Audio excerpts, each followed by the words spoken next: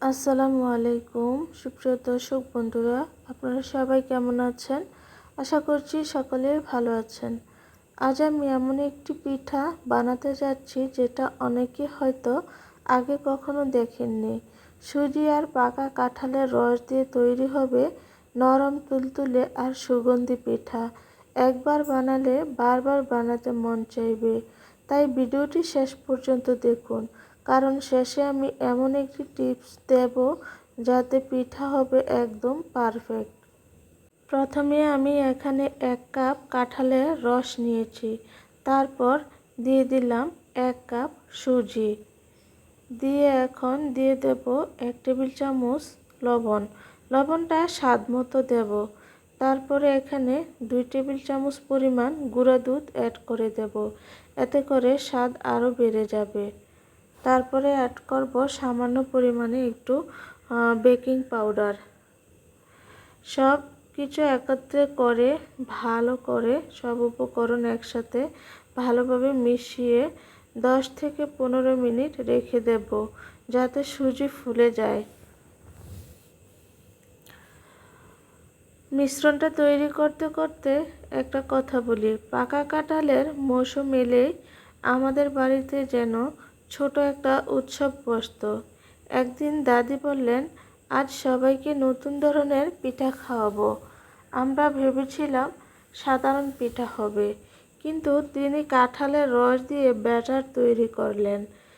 পিঠা ভাজা শুরু হতেই পুরো বাড়ি এমন সুগন্ধে ভরে গেল যে পাশের বাড়ির খালাও এসে বললেন, কি রান্না হচ্ছে, এত সুন্দর গন্ধ। দাদি হেসে বললেন, খেয়ে দেখেন, তারপর বলবেন। খাওয়ার পর সবাই অবাক। কেউ বিশ্বাসই করতে পারছিল না যে এটা সুজি আর কাঁঠালের রস দিয়ে বানানো। সেদিন থেকে এই পিঠা আমাদের পরিবারের প্রিয় নাস্তা হয়ে গেছে।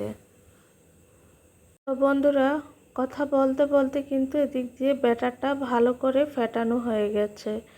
এখন একটা ঢাকনা দিয়ে ঢেকে আমি 30 মিনিটের মতো রেখে দিয়েছিলাম। তো ব্যাটারটা কিন্তু অনেকটাই ফুলে গিয়েছে, আপনারা দেখতে পাচ্ছেন। তো এখন কিন্তু পিঠা বানানোর জন্য ব্যাটারটা একদম রেডি। আমি একটু নেড়ে চেড়ে আপনাদেরকে কাছ থেকে দেখিয়ে দিচ্ছি কতটা সুন্দর হয়েছে ব্যাটারটা। তো এখন আমি একটা পাইপিং ব্যাগ নিয়েছি আর নিয়েছি একটা নজেল। এটা দিয়ে আজকে এই মজাদার পিঠাগুলো বানাবো। আপনারা চাইলে কিন্তু চামচ দিয়েও ছোট ছোট করে পিঠাগুলো বানিয়ে নিতে পারেন। তবে হাতের কাছে যদি নজেল আর পাইপিং ব্যাগ থাকে তাহলে কিন্তু বানাতে সুবিধা হয়। তো পাইপিং ব্যাগের ভিতরে আমি নজেলটা ভরে নিয়েছি। এখন আমি এই পাইপিং ব্যাগের ভিতরে সবটুকু ব্যাটার চামচ দিয়ে ঢেলে দেব। এই পিঠা এতটা মজার হয়, একটা দুইটা খেলে মন ভরবে না। মনে হয় যেন যা বানিয়েছে বাসায় সবগুলোই খেয়ে ফেলি, এতটা মজার হয় এই পিঠা। তো দেখুন বন্ধুরা, কালারটা কিন্তু দারুণ এসেছে। আর কাঁঠালটা ছিল গাছ পাকা, আমাদের বাড়ির নিজের গাছের কাঁঠাল। কাঁঠালটা খুবই মিষ্টি, সেজন্য আমি এখানে বাড়তি কোনো চিনি অ্যাড করি নাই। তো কাঁঠালের যে মিষ্টিটা আছে সেটা দিয়ে কিন্তু হয়ে যাবে। আসলে খেয়ে আমি বয়সটা দিচ্ছি, খুবই মিষ্টি হয়েছিল। আর বিশেষ করে যাদের ডায়াবেটিস আছে তারা কিন্তু এই পিঠাটা অনায়াসে বাড়িতে বানিয়ে খেতে পারেন। দারুণ মজার একটা পিঠা, হেলদি একটা পিঠা তৈরি হয়ে যায় তেল ছাড়া এবং চিনি ছাড়া। আপনারা চাইলে এখানে একটি ডিমও দিতে পারেন, তবে আমার কাছে ভালো লাগে না ডিমটা দিলে, কাঁঠালের গ্রানটা চলে যায়। এভাবে কাঁঠালের আসল গ্রানটা রাখার জন্য ডিম দিবেন না। তো চুলায় কিন্তু আমি এখানে তেল দিই নাই, তেলের পরিবর্তে একটু ঘি দিয়েছি। এখন পাইপিং ব্যাগে যে ব্যাটারটা আমি ভরে নিয়েছিলাম সেই ব্যাটারটা এখন আমি যেভাবে চুলাতে দিচ্ছি নজেলটা ঘুরিয়ে ঘুরিয়ে গোলাকারের মতো জিলাপির মতো একটা একটা করে পেঁয়াজ দিয়ে দিচ্ছি। এভাবে করে পিঠাগুলো দেখতে খুবই সুন্দর লাগবে, আর ভিতর থেকে একদম নরম হবে আর উপর থেকে ক্রিস্পি হবে। দেখতে কতটা সুন্দর লাগছে দেখুন আপনারা কিন্তু অবশ্যই বাসায় ট্রাই করবেন। অল্প করে ব্যাটার ঢেলে দিব, অল্প অল্প করে মাঝারি আঁচে রান্না করব।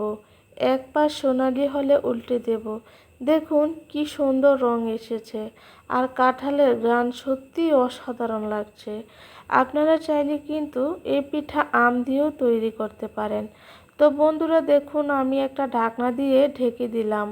ফিরে আসলাম প্রায় 2 মিনিট পর। অসাধারণ একটা কালার এসেছে দেখুন। আমি তো দেখি পুরাই অবাক, আর কাঁঠালের ঘ্রাণে সত্যি পুরো বাড়ি ম করছে। দেখুন আমি এক পাশ উল্টিয়ে দিচ্ছি, কালারটা কী যে সুন্দর লাগছে আপনাদেরকে বলে বোঝাতে পারবো না। হয়তো আপনারা স্ক্রিনে দেখিয়ে বুঝতে পারছেন পিঠাটা কতটা লোভনীয় হয়েছে আর কতটা দারুণ হতে যাচ্ছে দেখুন। তো সবগুলো পিঠা উল্টানো হয়ে গেছে। আমি এখন আবার ঢাকনাটা দিয়ে 1 মিনিটের জন্য ঢেকে দেব, তাহলে কিন্তু আমার পিঠাগুলো হয়ে যাবে। আরও কিন্তু অর্ধেকটা ব্যাটার রয়ে গেছে, সেই ব্যাটারটা দিয়ে পরে আবার দেব। এই তো দেখুন কালার দারুণ এসেছে। এখন আমি একটা প্লেটে পিঠাগুলো উঠিয়ে নেব। দোনো সাইড সুন্দরভাবে কুক হয়ে গিয়েছে। অসাধারণ একটা ঘ্রাণ পাচ্ছি, কি বলবো আপনাদেরকে, বলে বোঝাতে পারবো না। অবশ্যই আপনারা কিন্তু এই মজাদার পিঠাটি বাসায় তৈরি করে খাবেন। যদি বাসায় তৈরি না করেন তাহলে কিন্তু বুঝতে পারবেন না। তো বন্ধুরা দেখুন আমি কিন্তু আর পাইপেনে কোনো রকম ঘি অথবা তেল আর অ্যাড করি নাই। এভাবে করে কিন্তু ব্যাটারটা দিয়ে দিতেছি। এবার আমি বিস্কুটের শেপ দিয়ে দিতেছি। তো আপনারা চাইলে যে কোনো শেপে পিঠাগুলো বানাতে পারেন, দেখতে কিন্তু সুন্দর হবে, খেতেও কিন্তু দারুণ লাগবে। তো এই তো দেখুন শেপটা কি ভালো লাগছে, আমার কাছে দেখে খুবই ভালো লাগছে। আমি তো নিজেই অবাক, আমি আর কখনো এই পিঠা বানাই নাই, তবে আমি খেয়েছি। আমার দাদিমা আগে এই পিঠাটা বানাতো, তো আজকে প্রথম কিন্তু আমি এই পিঠাটা ট্রাই করছি। অবশ্যই দারুণ হয়েছিল। তো এই তো দেখুন আমার দাদি কিন্তু এরকম নকশা করে পিঠাগুলো বানাইতো না।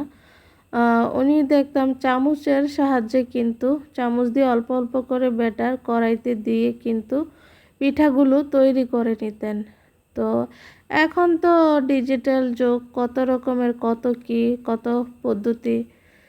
এই তো দেখুন ফুলে উঠেছে কি সুন্দর, পিঠাগুলো হয়ে গেছে। ঢাকনা দিয়ে দিয়েছিলাম 1 মিনিটের জন্য। এখন আবার এই পিঠাগুলো আগের পিঠাগুলোর মতোই উল্টিয়ে দেব।